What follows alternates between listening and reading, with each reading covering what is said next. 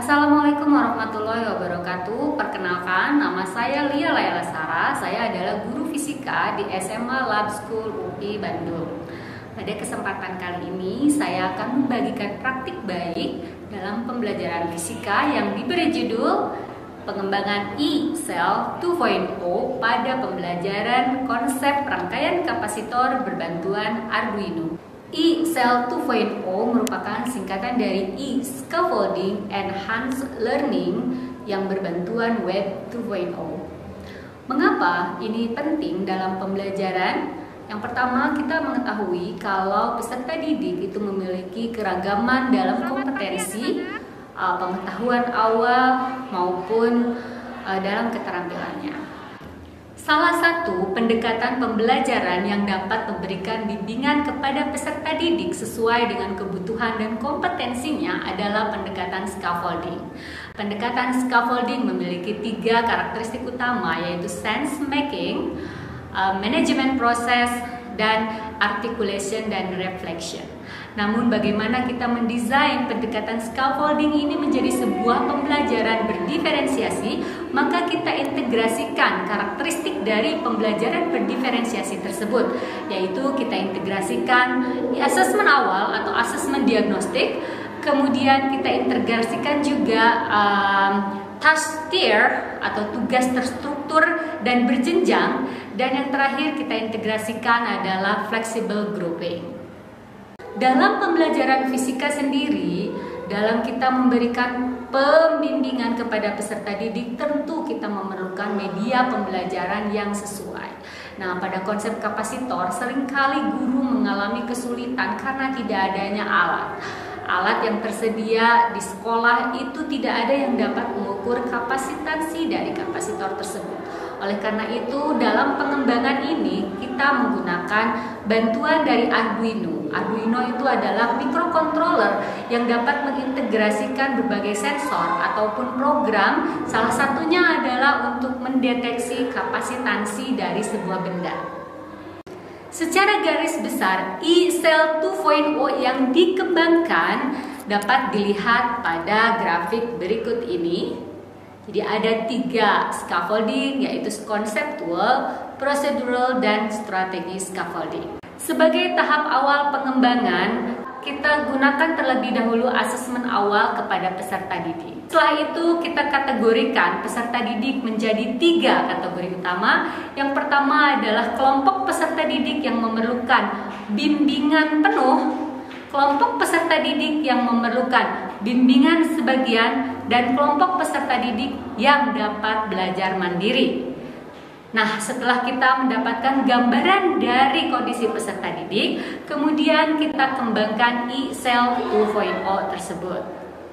E-Cell 2.0 dikembangkan dengan menggunakan Google Sites dan Scratch. Scratch adalah sebuah aplikasi simulasi 2 dimensi yang dapat kita integrasikan ke dalam Google Sites sehingga membuat peserta didik lebih interaktif dengan bahan ajar tersebut. Peserta didik juga dapat menyesuaikan materi yang akan dia dapatkan sesuai dengan gaya belajarnya. Jika dia lebih menyukai untuk mendengarkan dan melihat tampilan simulasi, maka dia dapat menggunakan simulasi dan juga dapat melihat video penjelasannya. Namun bagi peserta didik yang lebih menyukai membaca konteks, maka dia juga dapat membaca melalui teks yang disajikan di dalam aplikasi E-Cell 2.0. Nah, selain itu, berdasarkan hasil dari asesmen awal tersebut, peserta didik melakukan pembelajaran sesuai dengan keterampilan awal dan kemampuan yang mereka miliki. Peserta didik dengan bimbingan penuh dapat menggunakan LKPD yang lengkap. Namun peserta didik yang hanya membutuhkan bimbingan sebagian dapat melakukan eksplorasi secara mandiri tanpa menggunakan dulu panduan yang lengkap. Demikian juga peserta didik yang dapat belajar mandiri. Dia dapat menggunakan eksplorasinya, keterampilan untuk mengeksplorasinya, untuk memanfaatkan kreativitas yang dia miliki, mengembangkan produk melebihi tujuan dari standar yang sudah ditetapkan. Pada tahap implementasi ISEL 2.0, setelah peserta didik melakukan asesmen awal, selanjutnya peserta didik adalah melakukan pembelajaran secara konseptual scaffolding. Menggunakan ISEL 2.0, ada beberapa tahap yang mereka lalui, yaitu yang pertama adalah bernalar kritis. Mereka mengemukakan pendapat-pendapatnya mengenai manfaat kapasitor. Kemudian selanjutnya adalah melakukan simulasi virtual di dalam web yang telah dikembangkan. Dan tahap berikutnya adalah melakukan penyelidikan secara real dengan menggunakan Arduino untuk mengukur kapasitas dari kapasitor rangkaian seri dan rangkaian paralel. Nah, setelah dilakukan penyelidikan dan setelah mereka mendapatkan konsep bagaimana rangkaian reseri dan bagaimana rangkaian paralel perbedaannya, tahap berikutnya adalah project kapasitor atau kita sebut dengan project touch sensor. Hasil dari pembelajaran ini menunjukkan peserta didik hampir semuanya mengalami peningkatan pemahaman secara signifikan. Adapun efektivitas pembelajarannya pada kategori sangat tinggi. Nah, peserta didik yang termasuk dalam kelompok bimbingan penuh mengalami peningkatan keterampilan yang sangat signifikan, yang pada awalnya mereka bahkan enggan untuk melakukan percobaan.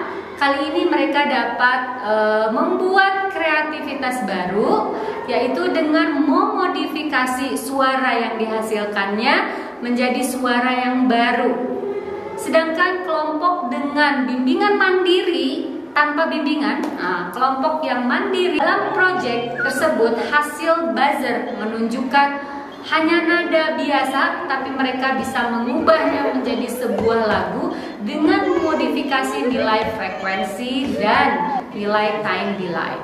Dari pembelajaran ini kita bisa mengambil sebuah kesimpulan bahwa pembelajaran dengan ISEL 2.0 pada konsep kapasitor, rangkaian kapasitor berbantuan Arduino dapat memfasilitasi kebutuhan dan juga kompetensi peserta didik, menciptakan pembelajaran yang berdiferensiasi sehingga meningkatkan hasil belajar peserta didik baik dalam pengetahuan, keterampilan, termasuk juga motivasi belajarnya. Demikian pembelajaran atau praktik baik yang saya sajikan pada kesempatan kali ini. Terima kasih atas perhatiannya. Assalamualaikum warahmatullahi wabarakatuh.